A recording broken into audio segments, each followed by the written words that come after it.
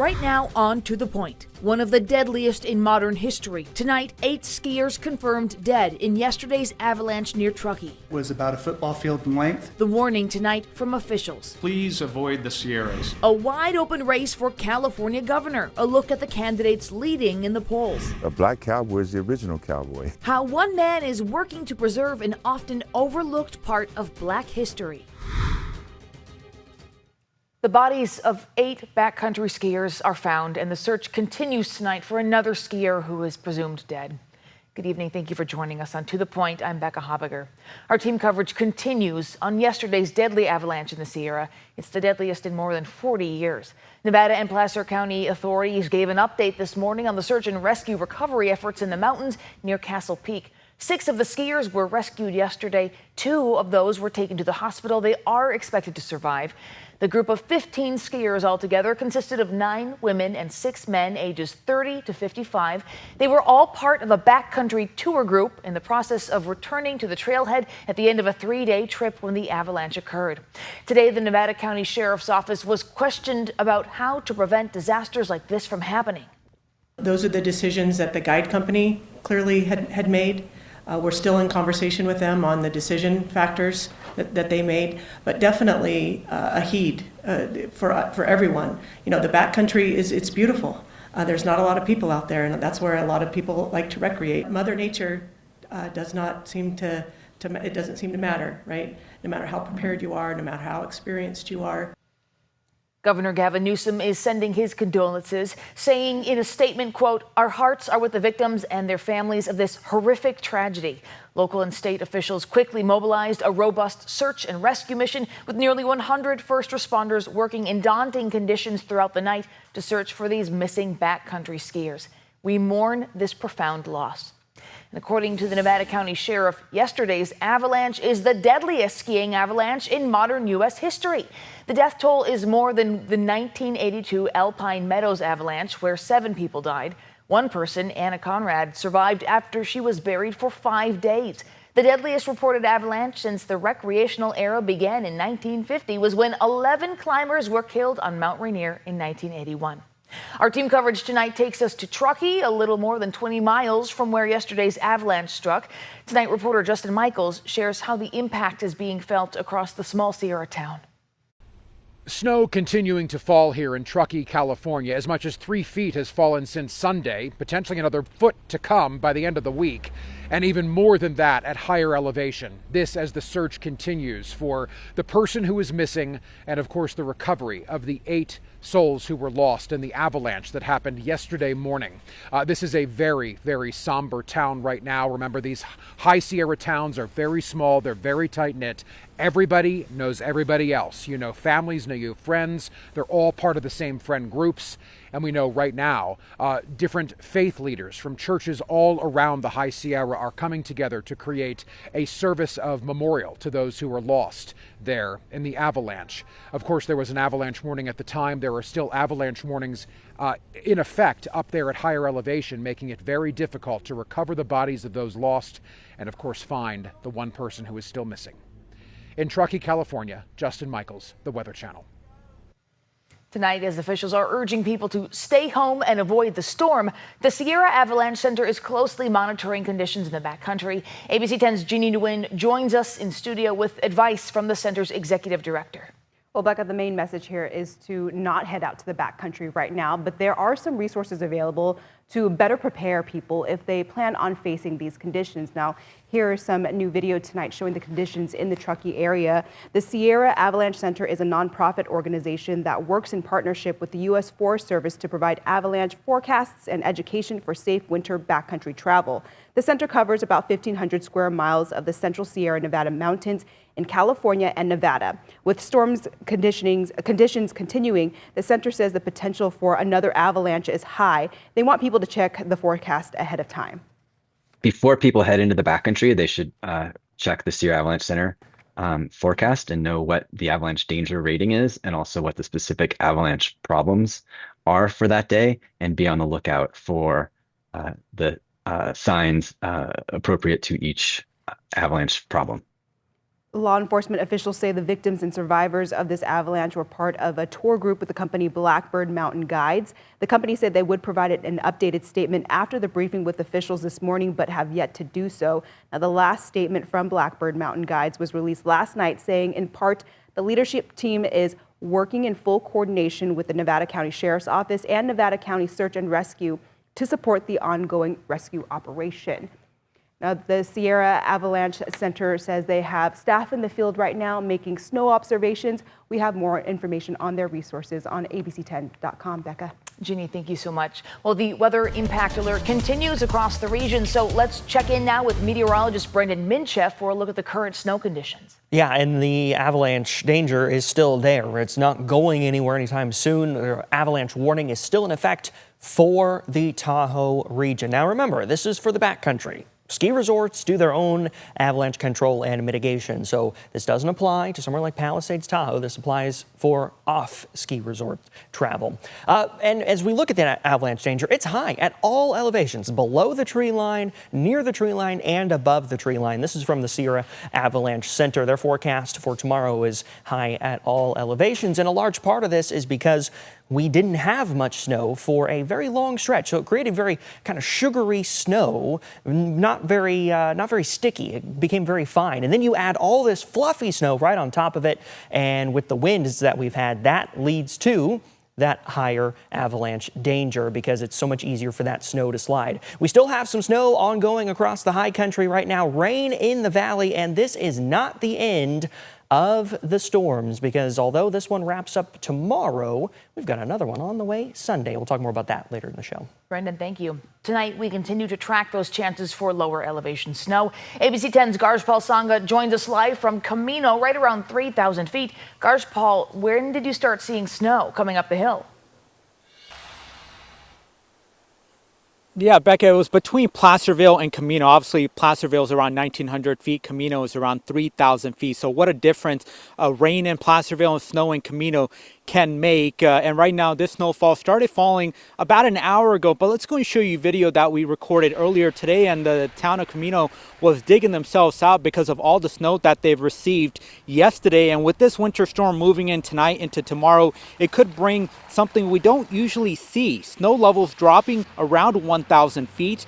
But along with the postcard views comes real concerns. Power outages are already being reported in communities like Camino and Pollock Pines, so mountain travel is strongly discouraged. But back at her live even looks absolutely beautiful out here. Officials are asking people to wait until this storm is over before coming up here because if there's any accidents, they're going to have to take all that limited resources that they do have instead of giving it to the residents here. Instead, take care of whatever incident that happens here. But that is their warning. But we're live here in Camino. Garjpal Sangha, ABC 10. Great warnings, Garjpal. Thank you so much. We'll have more at 11. For more updates on the latest weather conditions where you live during this weather impact alert, be sure to download the free ABC 10 TV streaming app. Well, still ahead on To The Point, the wide open field in the race for California governor. Tonight, what a new poll shows days before the state's Democratic endorsing convention. And honoring Black History Month, we meet a local rancher on a mission to preserve the legacy of the black cowboy one ride at a time. And we've already had 4 to 6 feet of snow in the high country, and there's another 2 feet to go before the storm is over. And then we got another storm coming in next week. I've got a full look at the forecast after the break.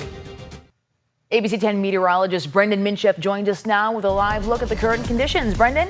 Still seeing rain, still seeing snow, and one more heavier push of both is still ahead before this storm finally comes to an end. So right now, some rain across the valley, mainly in the Sacramento metro area.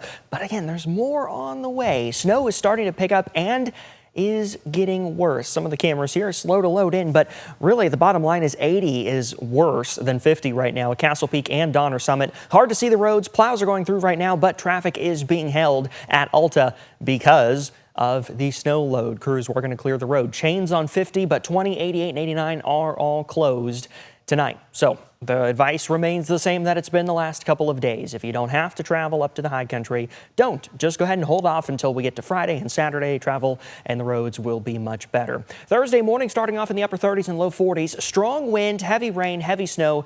Temperatures in the high country about 15 degrees. Thursday afternoon, this storm starts to wrap up in the valley during the afternoon. Still see some scattered showers, but overall drier than what we've been the last several days. Temperatures near 50 degrees in the high country. Temperatures near 25, continued snow through Thursday afternoon. So over the next several hours, rain starts to build back in. Snow will get heavier as we go deeper into the evening hours tonight. By the time we get into the overnight hours, the center of this system pushes in to Northern California. So we're going to be looking at the heaviest rain that we've seen since Monday. That's going to be pushing across the valley, out through the Bay Area. Everywhere that's not in the high country is going to see heavy rain. Everywhere above about 1,000 feet is going to see some heavy snow. So very low snow levels through those Thursday morning commute hours. And the snow will continue throughout the daytime, even though the rain will become more scattered through Thursday afternoon. Once we get in towards about 5, 6, 7 o'clock on Thursday, everything starts to wind down and will be dry as we head into Friday. It's not just the rain and the snow. We're also looking at strong winds. Winds picking up out of the southeast this evening. This is 10 o'clock tonight. We're already seeing those wind gusts up towards about 25, 30 miles per hour. And as the center of this system moves inland, that's when we're going to see those stronger winds. So this is now 5 o'clock in the morning tomorrow. We're seeing stronger winds out of the southeast at about 40 miles per hour. But that pink purple shading there indicates wind gusts up to about 50 miles per hour. So this is where we could see some power outages in the valley because everything is so wet. Plus, we're going to add in those really strong winds. Winds continue through those Thursday morning commute hours. It'll stay gusty throughout the daytime, but those strongest winds will be earlier in the day. That's why we've got that wind advisory in the valley for tomorrow. About another 2 feet of snow still to fall, so we are not done yet. This is some pretty fluffy snow that we've got for tomorrow. But we've got another storm on the way in starting on Sunday, continuing through Wednesday. That's going to be some Sierra cement, so much heavier, wetter snow for this storm that begins on Sunday, continues through Wednesday. But let's not forget, we've got more rain, wind, and snow still to come over the next 24 hours before things dry out. Becca? Brendan, thanks so much. Well, still ahead, the race to replace Governor Gavin Newsom, the new poll revealing who's in the lead in the crowded field of candidates. Plus, we're honoring Black History Month with a trip to the ranch and a cowboy hoping to preserve a hidden piece of American history. A new poll in the race to replace Governor Gavin Newsom is giving us a clearer picture of where things stand.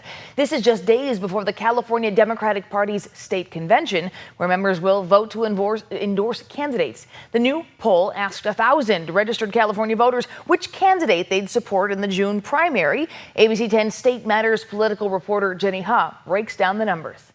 The state of the race is very much wide open. The race is really still unsettled. The hardest thing for me is to get fired up and passionate about some race, about somebody in this governor's race. A new poll reflects just how unsettled the race to replace Governor Gavin Newsom really is. According to a Wednesday Emerson College survey, former Fox News host Steve Hilton, a Republican, leads the field with 17% of likely primary voters backing him. In second, Democratic Congressman Eric Swalwell at 14.1%, close behind Republican Riverside County Sheriff Chad Bianco with 13.5%. Former Democratic Congresswoman Katie Porter polls at 10%, followed by billionaire Democrat Tom Steyer at 9%. There are more Democrats running than there are Republicans, at least in the top tier. So that vote share is just divided by more Democrats, which is why you see in some polls the Republicans nearing the 1, 2, 3 spots. But that is the growing concern, that these 9 Democrats at the top of the list will split the blue vote, boosting the 2 leading Republicans to the November runoff election. Is there a greater than 0% chance that that could happen? Yes, there is. Is it much greater than 0? I would say not likely. If only one Republican makes it to the general election, that Republican is toast. Political experts say the best strategy for Democrats is to advance to November with a Republican, and for Republicans to advance with a fellow Republican. This must be extremely disheartening for a number of Democratic candidates who have been running for months and months. Why not drop out then?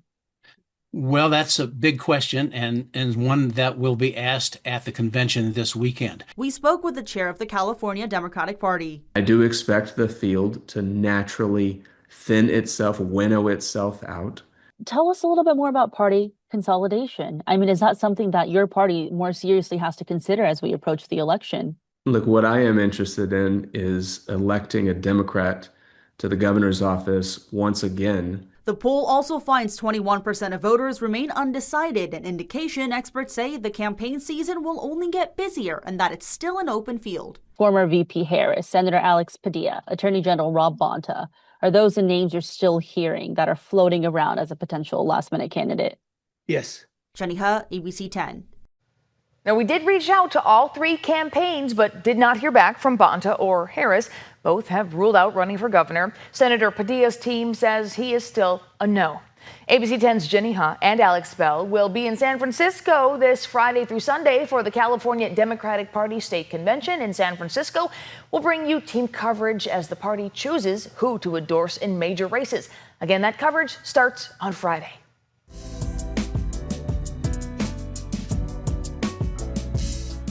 February is Black History Month. New tonight, we head to a ranch just outside Elk Grove. Anchor Chris Thomas introduces us to one man working to preserve the often overlooked history of the Black Cowboy.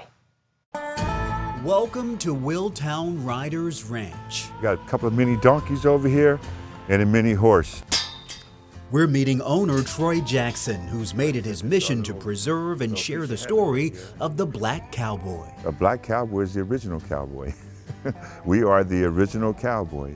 Historians estimate 1 in 4 cowboys in the American West were black, many of them formerly enslaved men who found opportunity on the frontier. That's why Jackson says it was an especially proud moment when he purchased this 5-acre property in Wilton. This is what my ancestors did when we were coming up as kids on a ranch, sharecropping, raising livestock. This is what they did. This is my roots. So in essence, I'm going back to my roots. For Jackson, it's about more than horses. It's about identity. Unfortunately, that term cowboy was hijacked by Hollywood, right? And they tried to turn it into something that it wasn't. But we as an African-American people, we had to keep our history alive. And the only way we can keep our history alive is by letting people know that we exist. And so he started the Willtown Riders nonprofit, opening his ranch to inner-city youth and their families, exposing them to life on the ranch and things like horseback riding. And I saw it, and I saw all the joy on the kids' faces being around the animals and running around having a good time. And I told the wife, I said, this is our calling. This is what I think I want to do the rest of my life.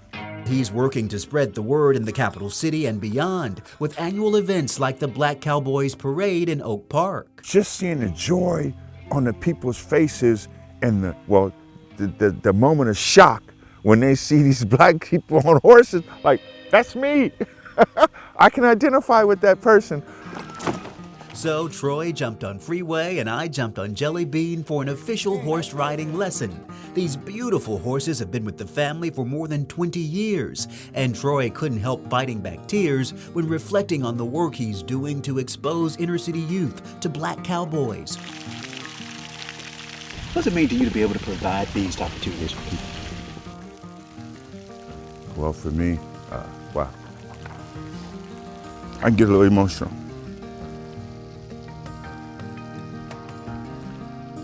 Being able to give people an experience that they probably wouldn't otherwise have, and like I said, seeing the joy on their faces, and very touching. One goal, one purpose is to keep the history of the Black Cowboy alive. To let them know that we are the original cowboy. Absolutely. Chris Thomas, ABC 10. You can find more Black History Month stories on the ABC 10 TV streaming app. Download the free app to your TV today. When we come back, another live look at conditions up in the Sierra. Conditions up in the Sierra. This is Interstate 80 at Donner's Summit. The road, as you can see, is clear and open to traffic right now. But again, officials are warning people to not drive up the mountain. The Roads are still dangerous to drive on. There are chain restrictions and road closures. We have a crew right now in El Dorado County covering the latest conditions as people face possible power outages ahead of forecasted wind gusts starting tomorrow morning.